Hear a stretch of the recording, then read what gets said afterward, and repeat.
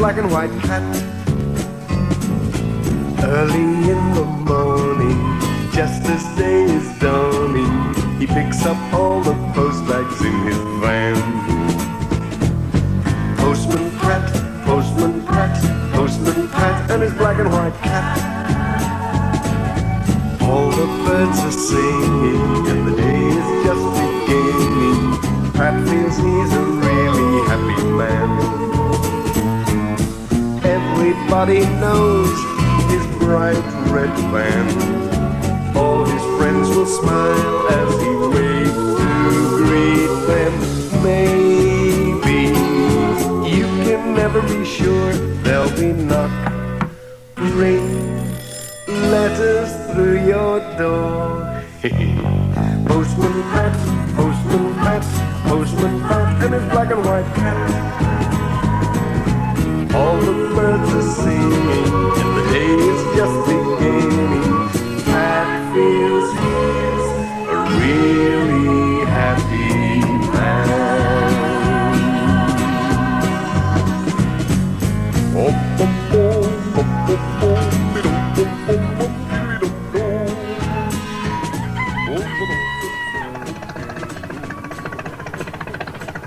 They were having a busy summer in Greendale. Alf Thompson was getting the hay in, hauling a big wagon load behind his tractor. He drove slowly through the village. He could just about manage to squeeze between the houses with his load. But then, he wasn't counting on something of a traffic jam in the middle of the village. Pat had left his van outside the post office, and someone had left a lorry on the other side of the road. Whoops. It's a job getting through. Steady does it. How's it doing on the other side? Oh dear, oh dear. Whoops. I'll have to back up. Right, here we go again.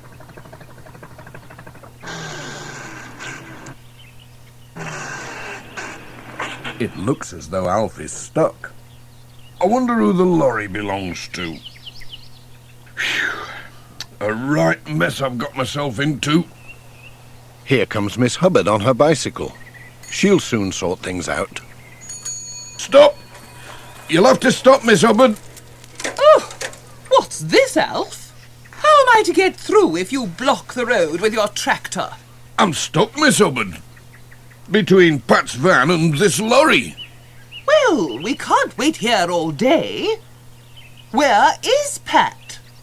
Pat? Hearing all the noise, Mrs. Goggins popped her head out of the post office door. What's to do? Said Mrs. Goggins. Don't take on now. Pat'll be back in a minute when he's done the village letters.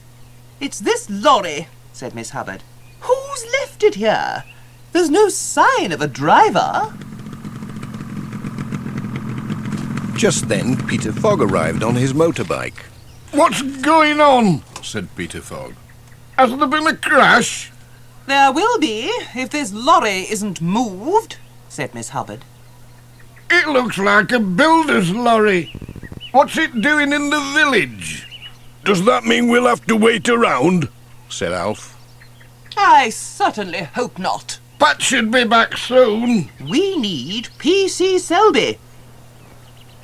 Here is P.C. Selby. Now then, what's all this? What's going on? Said P.C. Selby. You can't block the road like this, you know. Alf Thompson's stuck. It's not my fault, it's this lorry. And Pat's van. They all talked at once. What a mix-up. Wait a minute. Now then, said P.C. Selby. Who does this lorry belong to? Pat was hurrying round the village with his letters. Pat! Who's that calling? Oh, it's Sarah, Pat's wife. It must be your forgetting day, Pat. You went off without your sandwiches. Here we are. Special delivery. She handed Pat a package wrapped in brown paper. Just like a parcel, said Pat. I'd better not pop them in somebody's letterbox by mistake. You'll be hungry if you do. Bye. Bye, and thanks. In the high street, they still hadn't sorted the traffic jam out. But P.C. Selby was doing his best. Left a bit. Go on. Now, over to your right. Stop. Left again. Now, a little to your right. Hard over now. Left, he says, then right. Wish he'd make up his mind. Keep to your right. Back up a little. No, back again. Come straight on. You'll never get through there, you know. Alf, stop! Over to the left. Mind the van. Come on, Alf. Oh, dear. Stop. You'll have to go back again. Now, hard over to your left. It seemed everyone wanted to help. Major Forbes and Ted Glenn arrived. Hoo-hoo, what have we here? Said the Major. You can't leave the place 5 minutes and look at it, said Ted. You've got me all of a muzzle, said Alf. I'm not moving this tractor till somebody shifts that lorry. Hang on, said Ted. I'll give you a hand. And he got into the lorry. Ted's lorry? Said Miss Hubbard. So sorry, everyone, said Major Forbes. Ted's just giving me a hand at the hall. Borrowed the lorry. First traffic jam in Greendale, what? Soon be off. The Major got into the lorry beside Ted. Pat came up the street. Morning, everybody. Just a word, Pat, said Major Forbes. Expecting an urgent parcel, coming from London. Tin soldiers for my collection. Now take good care of it, there's a good chap, what? Don't you worry, Major, said Pat. I'll see you get it safe and sound, the way you always do. Good man. Bye for now. Ted and the Major drove off in the lorry. At last, Alf could get on his way. You see, P.C. Selby, it's quite easy when you know how. Miss Hubbard decided she had wasted enough time and moved off, whilst Peter Fogg started up his motorbike again, leaving P.C. Selby and Jess with the road to themselves. Inside the post office, Pat was helping Mrs. Goggins to sort the rest of the letters and parcels. There were 2 parcels with no address. Mrs. Goggins found a label that had come unstuck. Oh, it's this modern glue, said Mrs. Goggins. They're forever dropping off. Now, which one shall I put it on? I think it's off that one, said Pat. But that leaves one without an address. Don't worry, said Pat. As soon as somebody says, "Where's my parcel?" I'll know it must be theirs. Simple. Oh, I'd never have thought of that. Goodbye, Pat. Mind how you go. Pat picked up his bag and went out to the van. Now then, Jess, we'd better take the Major's parcel first. It's something special. Toy soldiers.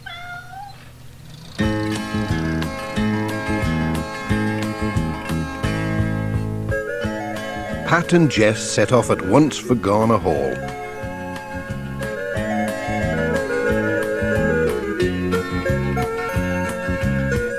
It was a fine day as they drove out of the village and along the winding lanes.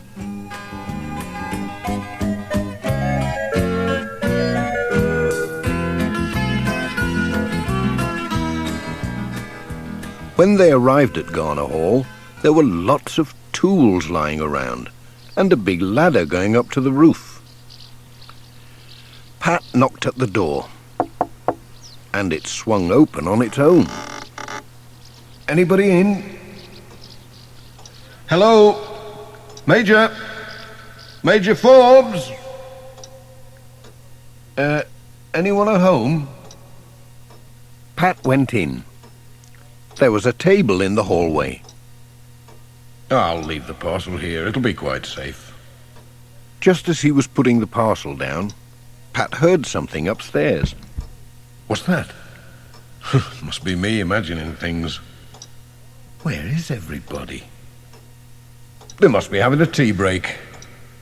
Pat left the Major's parcel and went back to the van.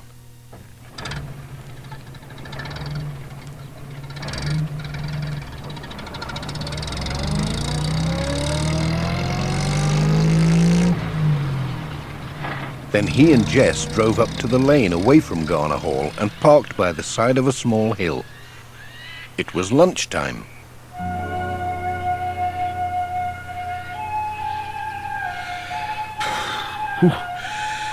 Under that tree. That's just the place for a quiet picnic, Jess. Whew, that was a warm climb, but it was worth it. Out of Pat's bag came a bowl for Jess. Tuck in, Jess, and the parcel with his sandwiches in it. There's nothing like a quiet picnic. Pat had a surprise when he opened the parcel. This is a funny sandwich. Oh no, it's the Major's toy soldiers. How did they get into my lunch? Oh, what a noodle I am. I've got the wrong parcel. I must have left my sandwiches on the hall table in the Major's house. It was this parcel that the address fell off. Come on, Jess, back to the Major's. He'll be thinking his soldiers have run away.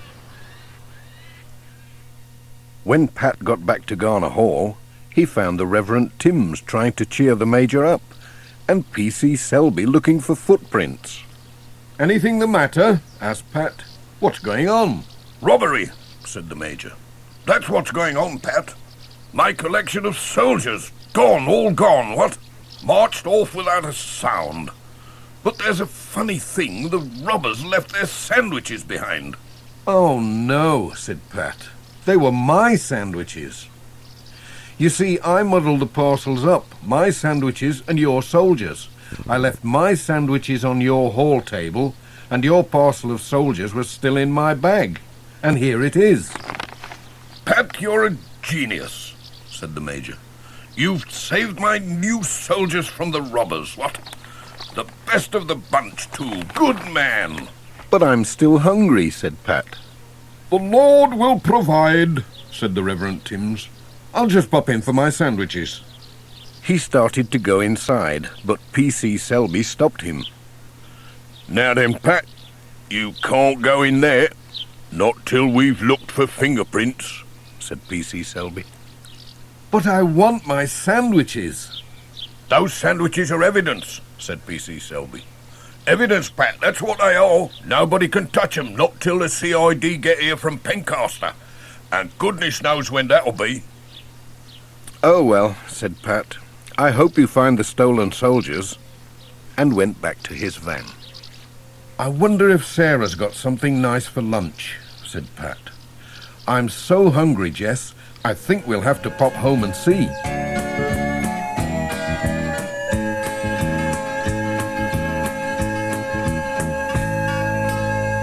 Hello, anyone at home? It's me.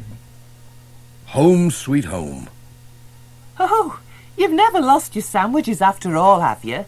Said Sarah. Not lost, said Pat, but they're evidence now. Oh, well, I never. And Pat had to tell her the whole story of the robbery at Garner Hall. But Jess was too busy eating to listen. I'll have to be on my way, said Pat, finishing his lunch. There are lots of letters to be delivered, robbery or no robbery. Now you'll be passing the school just about the right time to pick young Julian up, said Sarah. Save me a trip. All right, I'll not forget. Bye for now. Come on, Jess, we haven't finished yet, said Pat as they walked back to the van. Pat was soon on his way again, but there was something in the road up ahead.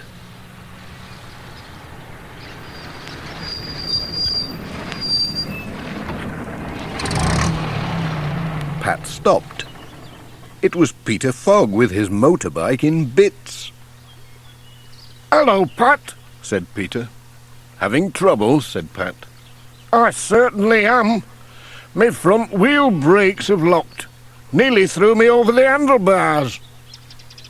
I'll ask Ted Glenn to pop along with his toolkit, said Pat. Here's something to read while you're waiting, Oh, good. said Peter. It's my motorbike magazine. Great. Pat started up his van. Bye, Pat. And thanks.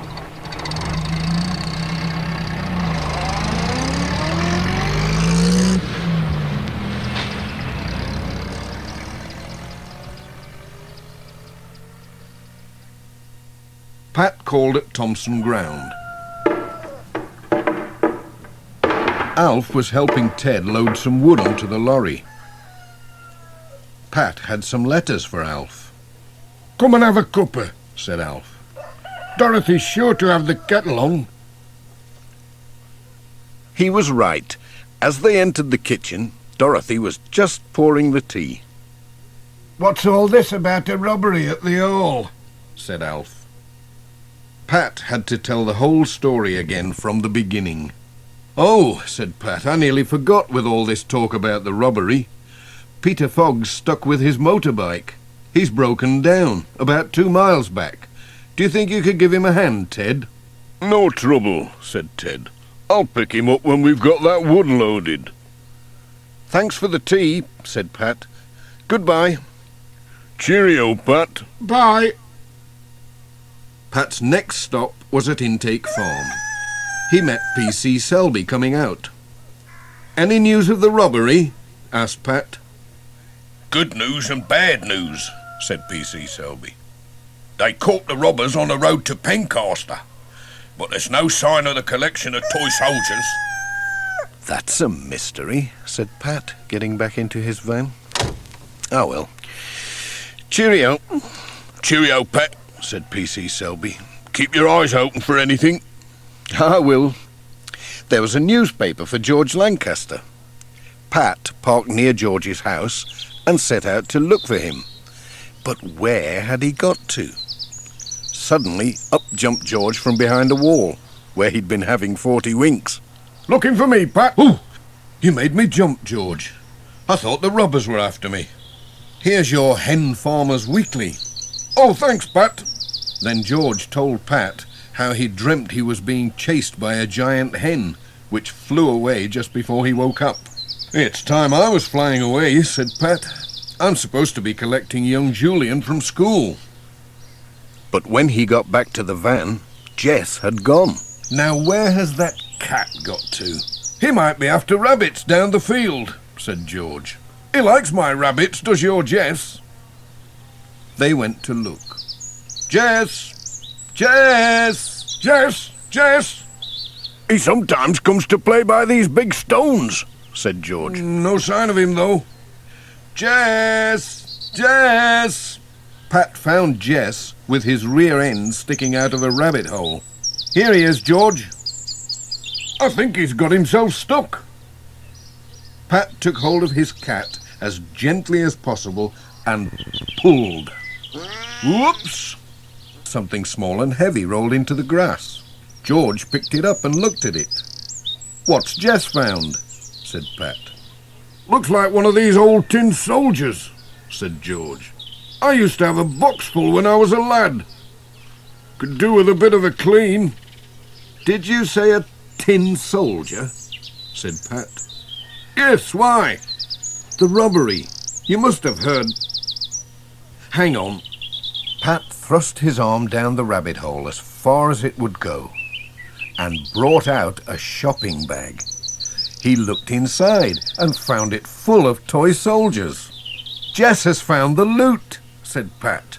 The robbers must have hidden them on their way to Pencaster. They must have passed your gate. Clever cut, said George. I must get these back to the Major, said Pat. He will be pleased. Pat carried the bag of soldiers back to his van and put them on the seat beside him. Bye, Pat. Cheerio, George. And off they went. Jess was missing his rabbits. Never mind, Jess. The Major will be so pleased to have his soldiers back. I'm sure he'll give you something nice. Pat remembered he had to pick Julian up from school. Am I late? Huh, not much, Dad. On the way, he told Julian all about the robbery and how Jess had found the soldiers down a rabbit hole. Remember, we've to stop by at Garner Hall and give the Major back his soldiers, said Pat. When they arrived at Garner Hall, Ted and the Major were still busy with the roof. What's that fellow Pat doing here again, eh, what? Special delivery, said Pat, handing him the bag. What, in a scruffy plastic bag? Major Forbes took the bag and opened it. Bless my eyes, it's my soldiers! My precious soldiers! Thank you, Pat, you're a stout fellow. And Pat told the whole story yet again. But it was Jess that found them, said Julian. Wasn't it? It's a good place to hide something, said Ted. Down a rabbit hole. Now who'd think of looking there? We'd better be off home, said Pat. Sarah will think we've got lost. Ted handed Pat a newspaper. Take this with you, said Ted, and make sure you look at page 2. Thanks, Ted. I will. I don't know why Ted wants me to read the paper, said Pat, getting back into the van. Cheerio, everybody. Bye, Pat, and thanks again, said the Major. Pat and Julian drove off. Julian couldn't wait to see what was in the newspaper. Oh, it's about a reward for anyone who finds the Major's soldiers. £500! Well, I never. That'd buy a lot of fish for Jess. It's time to go home and tell Sarah all our news. Let me tell her first. And they drove home. Over the hills and along the lanes. Postman Pat, Postman Pat, Postman Pat, and his black and white cat. Early in the morning, just as day is dawning, he picks up all the post bags in his van. Postman Pat, Postman Pat, Postman Pat, and his black and white cat. All the birds are singing